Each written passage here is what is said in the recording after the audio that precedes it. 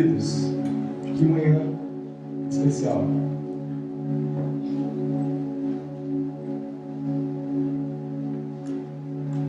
Sabe por que ela é especial? Essa manhã? Porque você está aqui. Porque cada um de você está aqui. Isso torna tudo muito especial.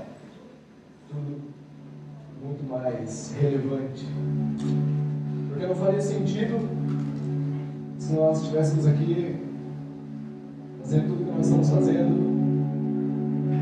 trabalhando com banda, gastando dinheiro violento, se você não estivesse aqui. Não faria sentido. Então, quando você dedica uma manhã do seu domingo para estar aqui com a gente, isso é muito precioso. O nosso coração se alegra.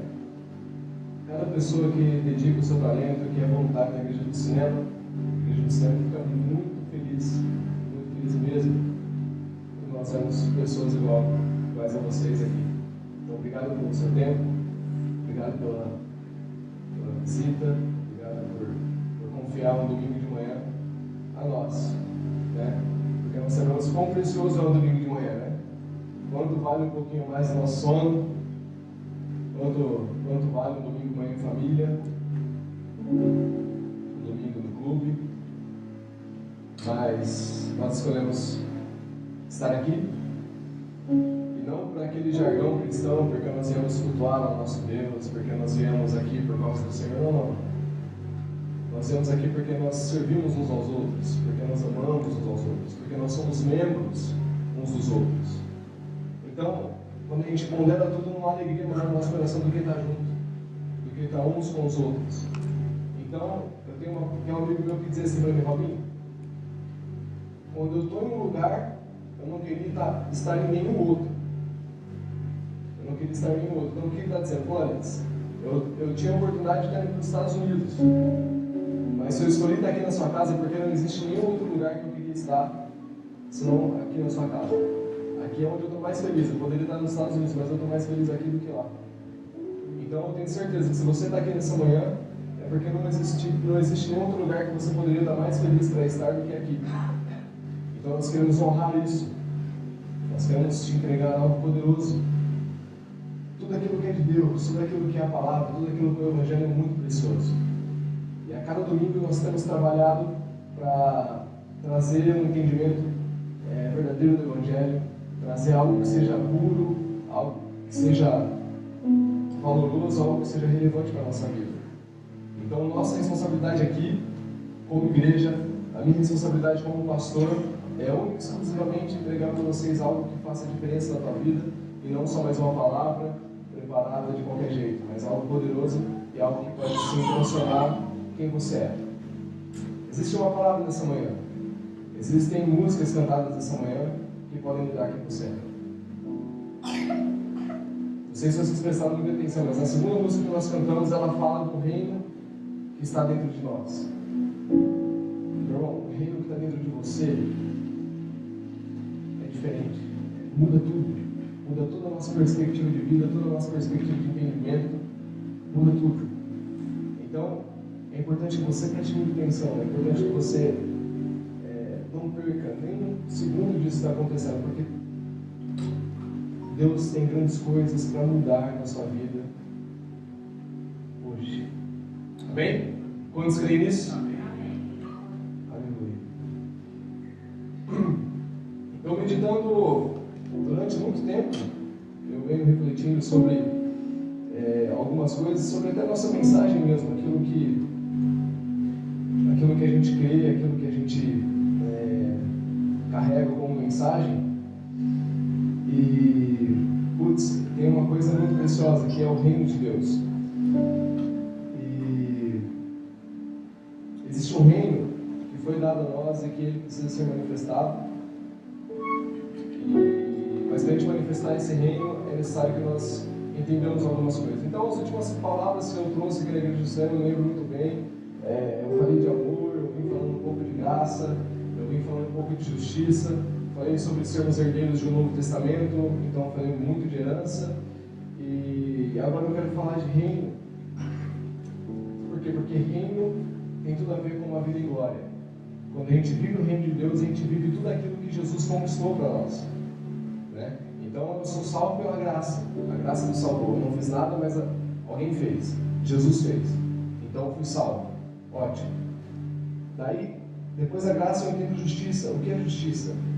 Justiça é não o meu merecimento, né? Eu não era justo, mas alguém foi justo por mim e me tornou justo. Então agora eu sou justiça de Deus. Isso é justiça. Aí o terceiro passo é herança. Se eu fui salvo e agora eu sou justo, não há condenação mais sobre a minha vida, tá? Porque não há condenação sobre a tua vida. Não há condenação sobre cada um de nós. Não há. E se não há condenação, por que nós vivemos muitas vezes como se houvesse condenação sobre nós? Porque cada segundo, cada minuto nós colocamos condenação sobre a nossa vida. Uma coisa que o Davi fala que é muito bacana, ele gosta de falar bastante sobre causa e efeito. Então, toda vez que acontece alguma coisa de ruim para nós, a gente pega um punhado de condenação e coloca nas costas, aí vai caminhando. Daí acontece mais alguma coisa ruim, a gente pega mais um pouco de condenação. Não, foi porque eu fiz isso que está acontecendo. Aí você põe nas costas e caminha como se houvesse condenação para nós, como se ninguém tivesse resolvido o nosso problema com relação à condenação. Mas a palavra de Deus assegura firmemente em Romanos que já não há condenação para aqueles que creram no sacrifício de Jesus, para aqueles que estão em Cristo Jesus. Então isso é o quê? Isso é justiça. Então quando não há condenação para mim, eu caminho naquilo que Jesus trilhou para mim. Eu não trilhei o caminho da minha salvação. Eu não trilhei o caminho da minha isenção de condenação. Mas Jesus trilhou para mim. E a nossa dificuldade é pensar que Jesus fez só o passado. Jesus fez até a salvação. Não. Jesus trilhou um caminho futuro para você. Existe um caminho já trilhado. Sabe quando você está em alguma trilha assim, você vê aquele caminho batido assim, ó? Você tem certeza que é por ali? Você olha para um lado é mato, você olha para o outro é mato. Mas você vê um no meio aqui que é uma areia batido com as pegadas. Você sabe, poxa, esse é um caminho trilhado aqui. Aqui é onde eu vou chegar no objetivo. Jesus trilhou esse caminho para mim e para você. Então, Jesus preparou não só o nosso passado, não resolveu só o problema do nosso presente. Jesus já deixou correto, Jesus já deixou resolvido o nosso caminho futuro. Por quê? Porque o sacrifício dele é poderoso para isso. Se Jesus tivesse resolvido só os nossos problemas passados, não seria um sacrifício tão grande assim, mas ele já resolveu para o nosso futuro também. E aí nós começamos a caminhar naquilo que Jesus já fez e desfrutar daquilo que ele nos tornou. Por quê? Porque a palavra de Deus fala que nós somos herdeiros de Deus, cordeiros com Cristo.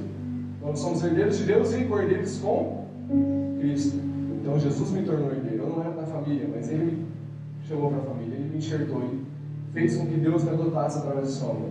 Então agora eu sou um herdeiro e caminho, usufruindo, desfrutando daquilo que Jesus conquistou para mim.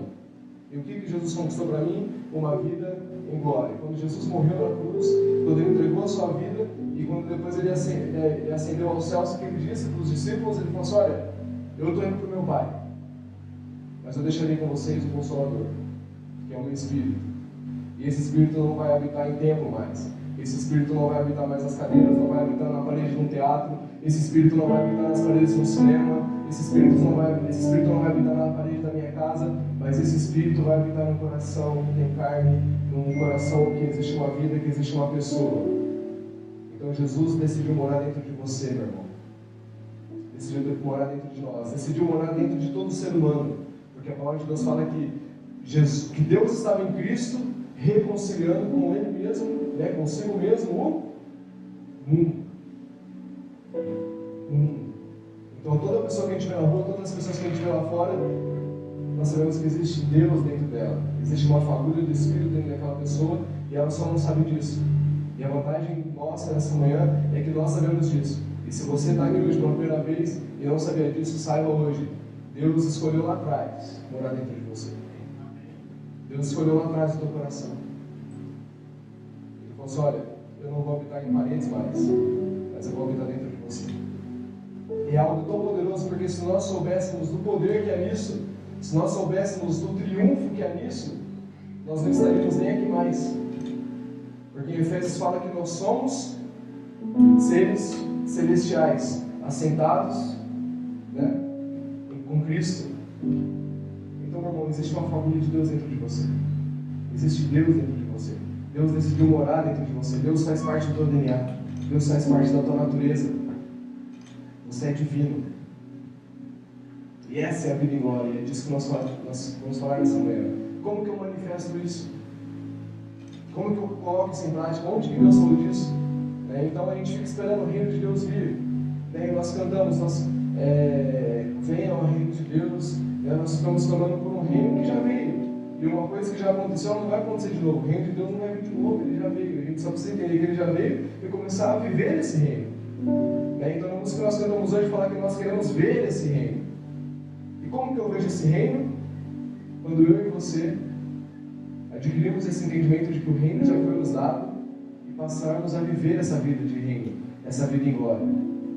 Eu comecei a pesquisar e eu tenho certeza que eu não vou falar tudo nessa manhã para você de reino. Eu não vou falar porque o reino de Deus, cara, é infindável, o reino de Deus, as coisas do reino. Quanto mais nós vamos vivendo, mais nós vamos caminhando, a gente vai descobrindo coisas novas no reino de Deus.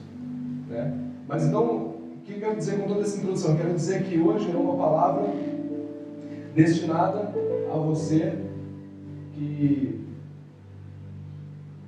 não é mais um menino na fé. É destinado a você que não é mais uma pessoa imatura na fé, mas é uma pessoa que já sabe de alguns princípios e que precisa ser executado. Poxa, o que você está falando eu nunca ouvi, cara. E é a primeira vez que eu estou vindo na igreja, talvez não tenha problema. Porque isso que nós pregamos é o suficiente para te amadurecer em uma hora.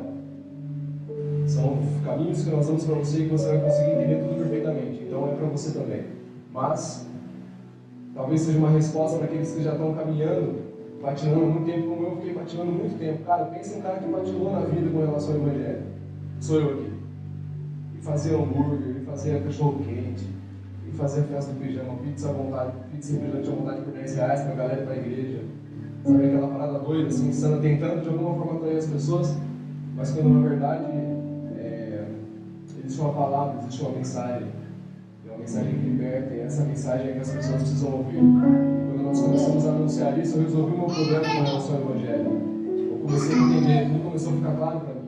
Então eu tenho certeza que nessa manhã as coisas ficarão muito claras para cada um de nós aqui. Amém? Estão comigo aí? Já estou falando demais? Não é porque a introdução que a pregação vai ser longa, gente. Às vezes minha introdução demora 30 minutos e minha introdução demora 2. Então pode ficar bem tranquilo. Amém. Bom, eu coloquei aqui o que é o reino de Deus, e como manifestamos algo que nós talvez nem conhecemos. Então, uma coisa nós sabemos, o reino de Deus veio. E se nós não sabemos disso, assim como a oração do Pai Nosso não sabe disso, e aí os caras já começam a me chamar de herege. Pô, mas você está indo contra a oração do Pai Nosso? Não estou indo contra a oração do Pai Nosso. Estou falando que a oração do Pai Nosso já se cumpriu. Foi uma oração de Jesus que já se cumpriu, porque se não tivesse cumprido, a gente já poderia abandonar esse Jesus. Uma oração que foi feita há quantos mil anos atrás e não se cumpriu ainda. A oração do Pai Nosso não se cumpriu. Pai Nosso que estás no céu, santificado seja o vosso nome. Primeiro, o nosso Pai que está mais no céu. O que a gente acabou de falar aqui, ele também está dentro de nós. Ele também está dentro do seu coração. Porque na sequência da oração venha a nós o teu reino. Olha o que Jesus orou. Pai Nosso que estás no céu, santificado o teu nome, e venha a nós o teu reino. Ou seja, venha agora então do céu morar dentro de nós. E agora ele está dentro de você. Então quando nós oramos, venha o teu reino, é uma oração, não é errado você fazer essa oração, mas talvez ela já se cumpriu. É aquela oração repetida, talvez, que não faz mais sentido para o contexto que a gente vive. Então, segundo a nossa religiosidade, talvez, é uma oração que nós temos que fazer sempre, uma oração talvez clichê que todo mundo faz, quando tem espírita, budista, cristão, num velório, por exemplo, a gente ora Pai Nosso. Por quê? Porque é uma oração coringa, todo mundo concorda com ela e bom, Pai Nosso, tá? Ótimo, não tem problema. Não tenho nada contra o Pai Nosso. Mas estou falando que é uma oração que já se cumpriu. E o reino de Deus está dentro de nós. Quando Jesus morreu, ele deixou o Consolador do Espírito, então agora ele está nos nossos corações. E como eu vou manifestar o reino se eu nem sei disso? Ou se eu tenho dúvidas com relação a isso? Olha, o reino de Deus se manifestou, porque eu não sei se tem o Espírito dentro de mim. Uma vez eu participei do retiro que o cara começou a questionar o Espírito que estava nas pessoas. Você precisa de uma vida de santidade, porque senão o Espírito vai sair de você. Eu falei, peraí. Se eu, sem fazer nada, o Espírito decidiu morar dentro de mim, então por que agora eu fazendo alguma coisa ele vai decidir sair? Eu não pedi para o Espírito morar dentro de mim. Então como que eu vou pedir para ele sair? Se eu não pedir para ele vir, eu também não peço para ele sair. É igual salvação. O que eu fiz para ser salvo? Eu não fiz nada. Então por que agora as minhas atitudes fazem eu perder a salvação? Não tem sentido. Né? E aí, o Espírito é a mesma coisa. O Espírito nunca vai sair de você. Por quê? Porque um dia Deus decidiu derramar esse Espírito sobre toda a carne. Joel profetizou, e depois quando o Pentecostes aconteceu, Pedro anunciou, falou assim, olha, isso que está acontecendo aqui não é papagaiada, mas está acontecendo com o dia o profeta Joel disse que Deus derramaria o Espírito dele sobre toda a carne. E essa é a manifestação do Reino de Deus em mim, na minha, na sua vida.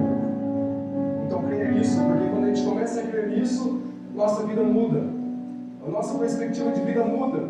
Porque você não começa a basear as coisas nos teus atos, mas nós começamos a basear as coisas no ato de Deus, naquilo que Jesus fez.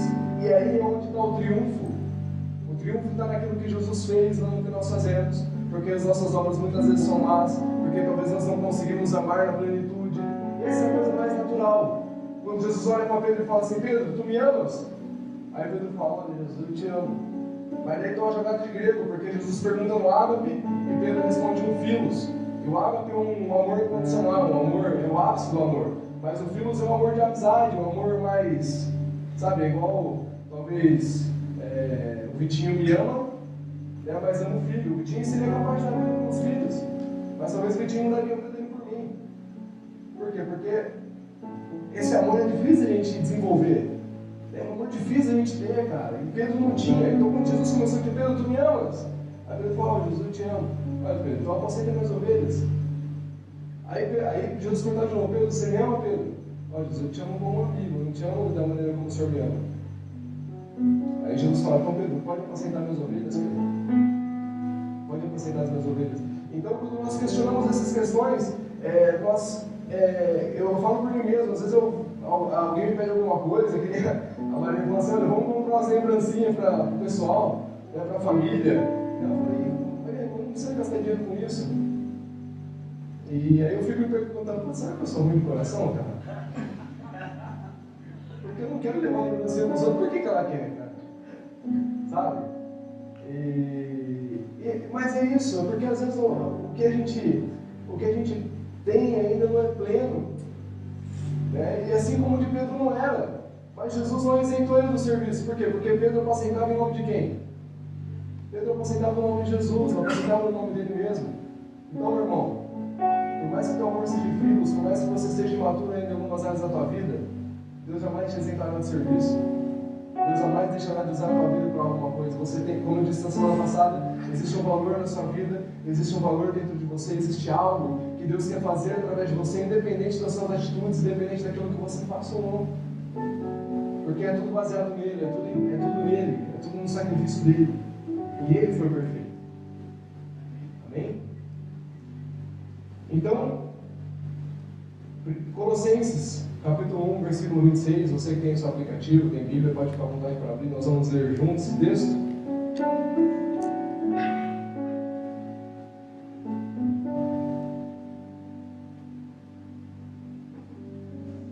Colossenses, capítulo 1, versículo 26.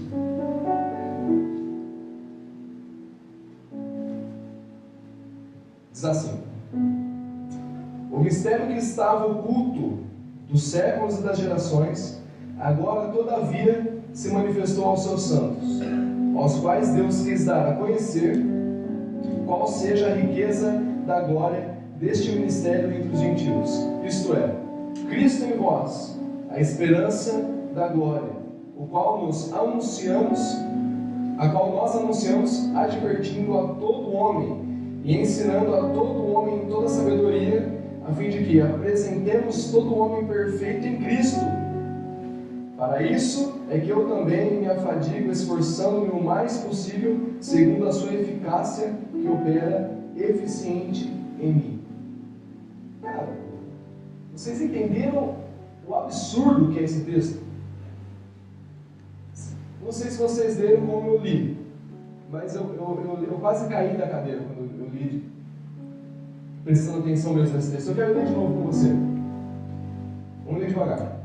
O ministério que estivera oculto dos séculos e das gerações, agora todavia se manifestou. Qual o mistério que estava oculto? nos séculos e nas gerações. Como que vivia Abraão, meu irmão? Abraão vivia no mistério, né? Abraão vivia na fé, ele não via.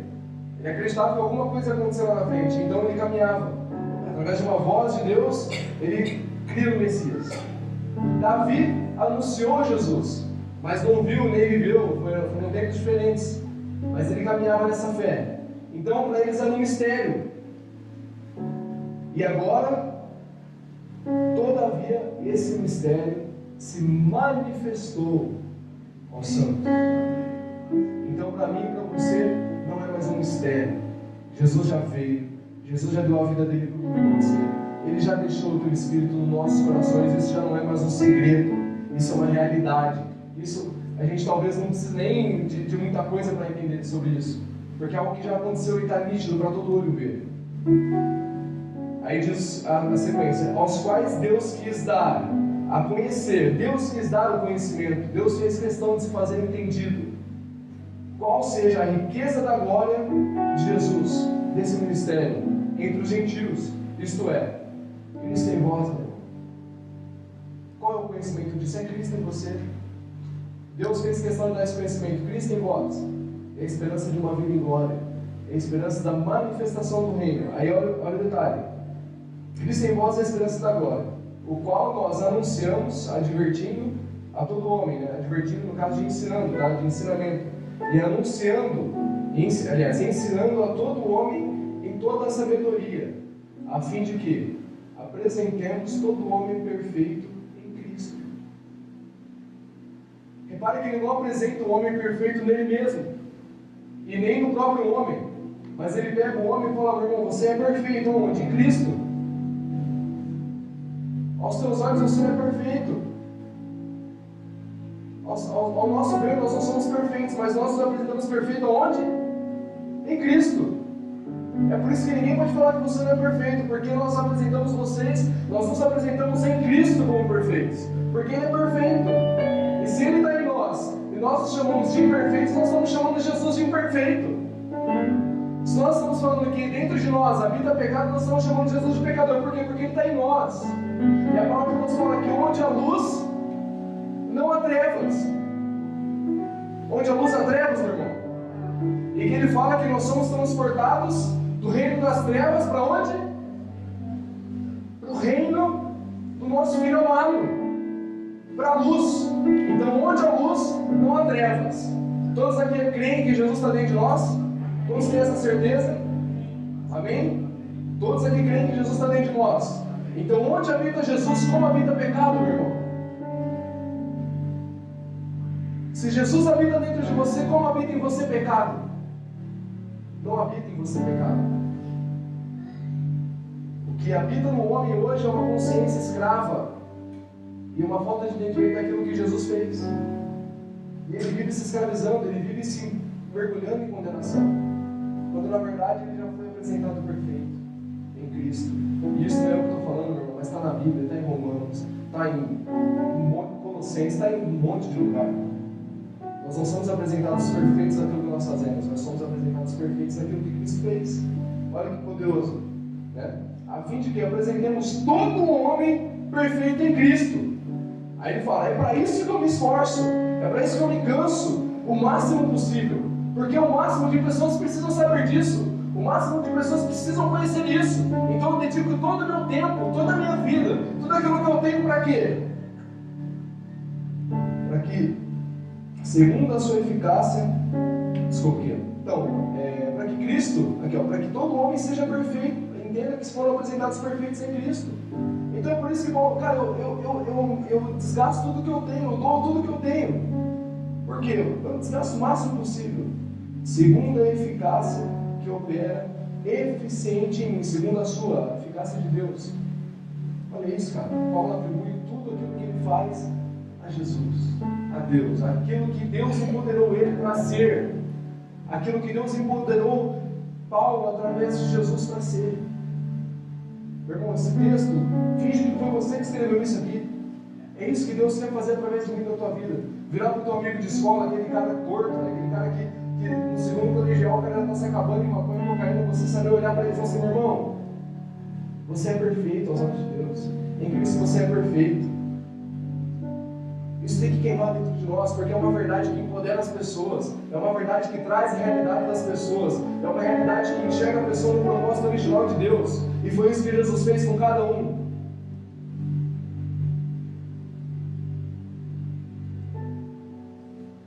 Quantos estão me entendendo aqui? Estão conseguindo passar o recado ou não? Quando nós entendemos isso, nós somos revestidos de poder e autoridade. Eu quero falar um pouquinho aqui do nosso propósito original. Eu quero que você abra Gênesis 1, versículo 26. Gênesis, capítulo 1, versículo 26.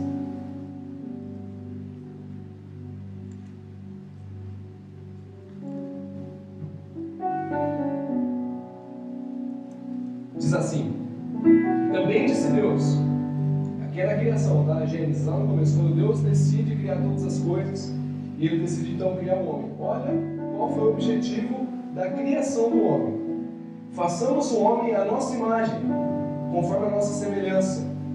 Então façamos o homem pautado naquilo que nós somos, naquilo que eu, Deus e Jesus que já estava lá. Vamos fazer o homem baseado naquilo que nós somos. Então, façamos o homem à nossa imagem, conforme a nossa semelhança. Aí olha o propósito.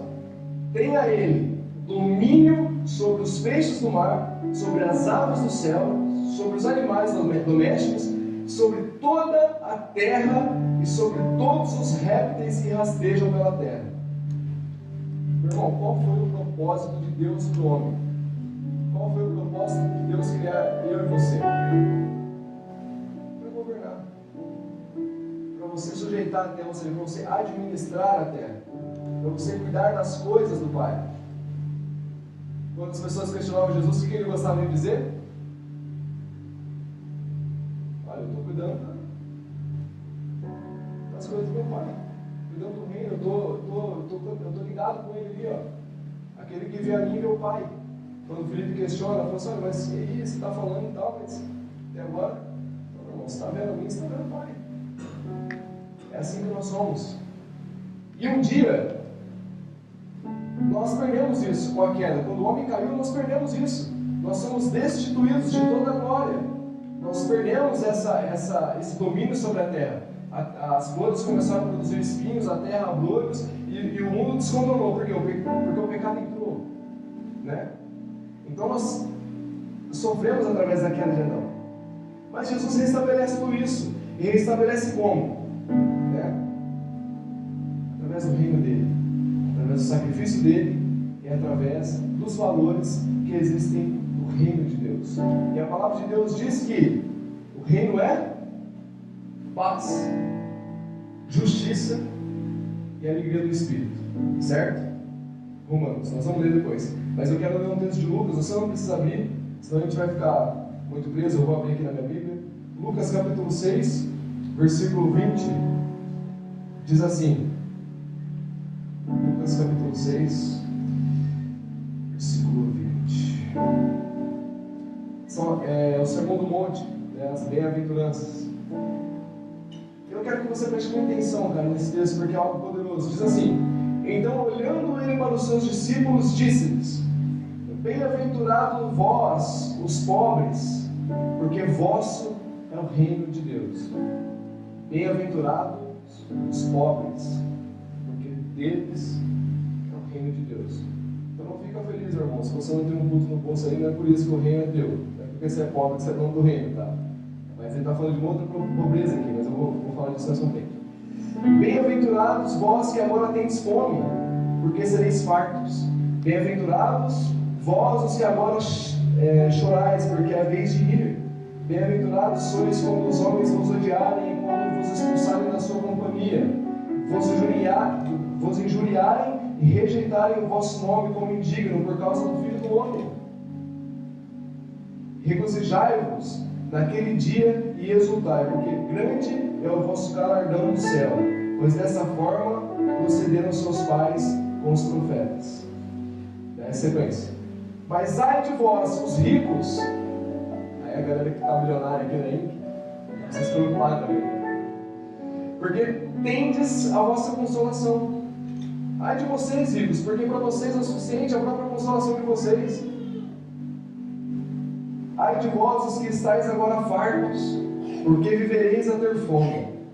E ai de vós, os que agora rides, porque é a vez de lamentar e chorar. E ai de vós, quando todos vos louvarem, porque assim procederam seus pais com os falsos profetas. Irmão, olha isso. Aí sequência: digo-vos, porém, a vós outros que me ouves, amai os vossos inimigos, fazei o bem aos que me odeiam, bendizei aos que vos maldizem, orai pelos que os caluniam. Ao que te bate numa face, ofereça-lhe também a outra, e ao que tirar a tua capa, deixa-o levar também a túnica. Dá a todo o que te pede, e se alguém levar o que é teu, não entres em demanda.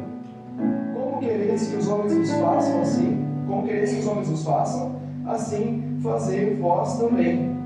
Se amais aos que vos amam, qual é a vossa recompensa? Porque até os pecadores amam os que o amam. Se fizerdes o bem aos que vos fazem bem, qual é a vossa recompensa? Até os pecadores fazem isso. E se emprestais àqueles de quem esperais receber, qual é a vossa recompensa? Porque os pecadores também fazem isso. Amai, porém, os vossos inimigos, fazei o bem e emprestai, sem esperar nenhuma paga.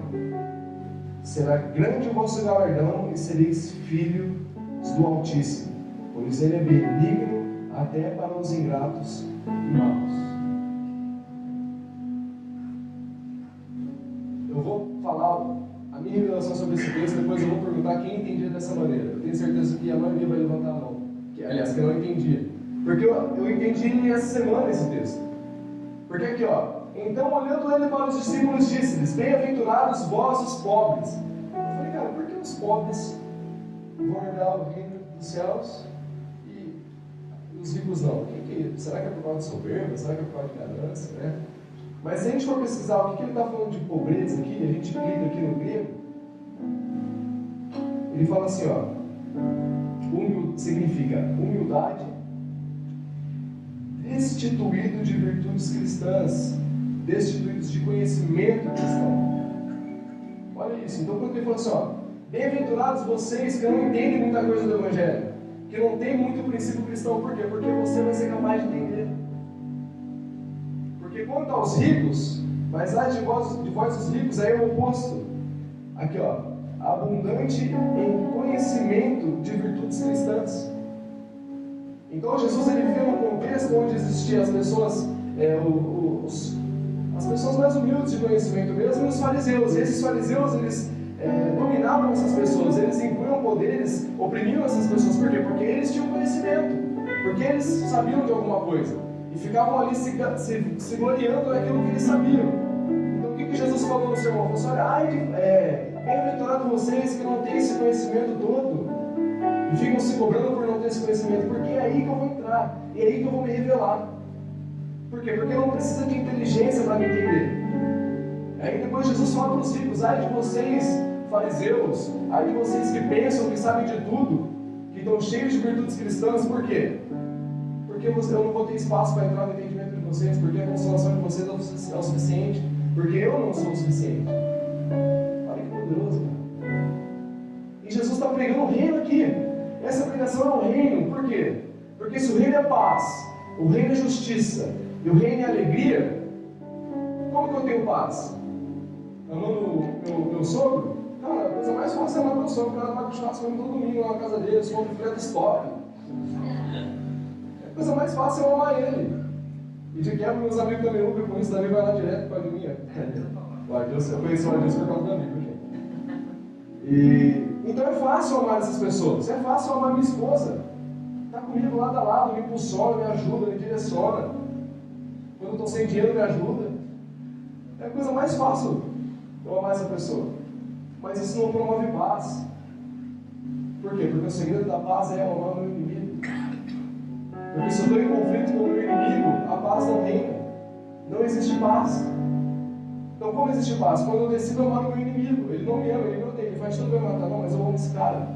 Porque quando um não quer, dois não brigam. Quando um não quer, dois não não brigo. O cara pode me detestar, mas quando eu vejo, eu dou um abraço nele, meu irmão.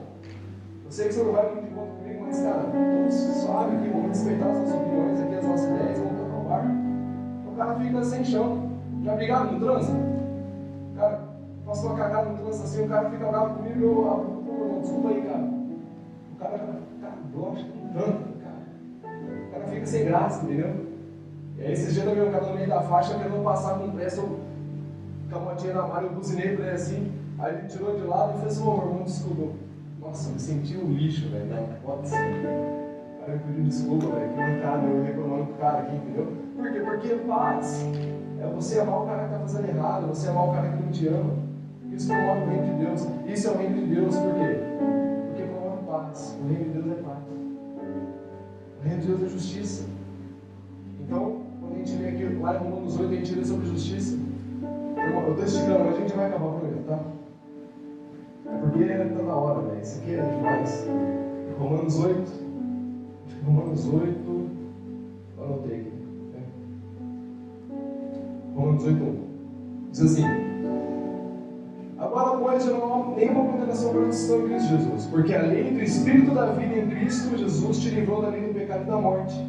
Porquanto o que fora impossível a lei, no que estava enfermo pela carne, isso fez Deus enviando o seu próprio Filho, em semelhança da carne pecaminosa, no tocante ao pecado, e com efeito condenou Deus na carne o pecado, a fim de que o preceito da lei se cumprisse em nós, que não andamos segundo a carne, mas segundo o Espírito.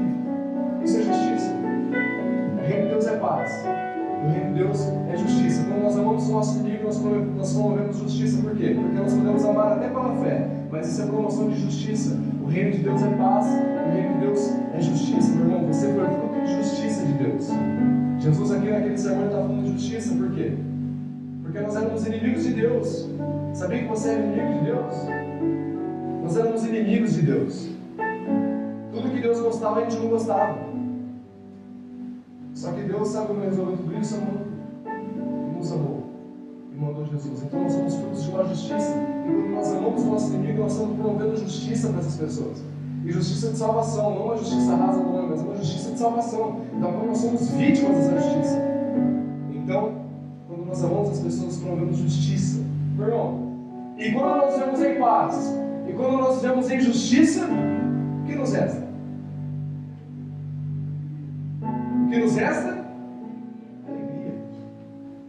Se eu vivo em paz, se eu vivo uma vida justa, uma vida de justiça, uma vida pautada no favor que Jesus fez para mim, e quando eu sou ministro dessa justiça, quando eu levo esse sacrifício de Jesus para as pessoas, irmão, não nos resta nada mais do que alegria. Uma vida de alegria, onde? No Espírito. Isso é o reino de Deus. É paz, justiça e alegria do Espírito. Meu irmão, não existe coisa mais preciosa do que manifestarmos o reino de Deus. E o reino de Deus está aqui. Está na mesa. Está aqui dentro de nós. Um dia, Jesus decidiu restabelecer tudo, aquilo que estava corrompido. Eu gosto muito daquele texto quando fala que Jesus, quando Jesus fala que Jesus restaurou aquilo que Adão destruiu, por causa de um homem, o pecado entrou no mundo. Mas pelo sacrifício de um homem também justo, nós somos salvos, nós somos justificados, nós somos corrigidos, nós somos corrigidos, talvez seja uma palavra errada, né? Porque a gente fala, poxa, Jesus mudou minha vida. Não, não, Jesus não mudou sua vida. Jesus não recuperou sua vida. Jesus te deu uma nova vida. É uma nova vida que Jesus dá. Quando a gente fala, sou uma nova criatura, né? Você não é uma nova criatura, você é uma nova criação. É um erro de tradução. Quando a gente fala que é uma nova criação, é porque não foi nada recuperado. Quando Jesus me encontrou, quando Jesus te encontrou, ele não recuperou nada, sabe? Ele te deu todo novo. Existe uma vida nova para você. Existe um novo entendimento, um entendimento que transforma a tua vida, um entendimento de que nós carregamos o reino de Deus dentro de nós. Meu irmão, então se nós carregamos o reino dentro de nós, você carrega a paz, você carrega a justiça e salvação, e você carrega a alegria. Pô, mas eu sou uma pessoa tão irritada, eu pessoa tão brava, mas o reino está em dentro. Talvez com esse entendimento tudo isso mude. Talvez quando você for ficar bravo com alguém, lembra que existe uma natureza dentro de você de paz, justiça e alegria do Espírito. E essa alegria a gente pode contagiar as outras pessoas. Com essas nossas atitudes nós contagiamos outras pessoas. E esse é agente de transformação que nós devemos ser na nossa sociedade, no nosso ciclo de amizade. É isso que nós devemos ser. Quando a palavra de Deus fala que a natureza, que o mundo aguarda ansiosamente a manifestação dos filhos de Deus, ele está falando do reino. Cara, quando eles entenderem que eles são meus filhos, eles vão se manifestar e o reino vai manifestar. E as pessoas serão atingidas com essa natureza. Meu irmão, você é um portador do reino de Deus. Tem noção do que é isso? Você carrega o reino de Deus dentro de você. Você é um agente de paz, justiça e alegria. Você carrega paz, justiça e alegria. Verico, você é um poço de paz, justiça e alegria. Existe alegria no teu coração, existe justiça, existe paz na tua família, na tua casa. Meu irmão, você é um agente de paz. Existe coisa melhor? Não existe coisa melhor. É essa pessoa que você é. Você é uma pessoa que carrega o reino dentro de cada um, dentro de você mesmo. Amém? Quando estão me entendendo? Me entenderam? Conseguiram ser claro nessa manhã? Parece que não. Foi claro aí, pessoal? Amém? Vamos colocar de pé.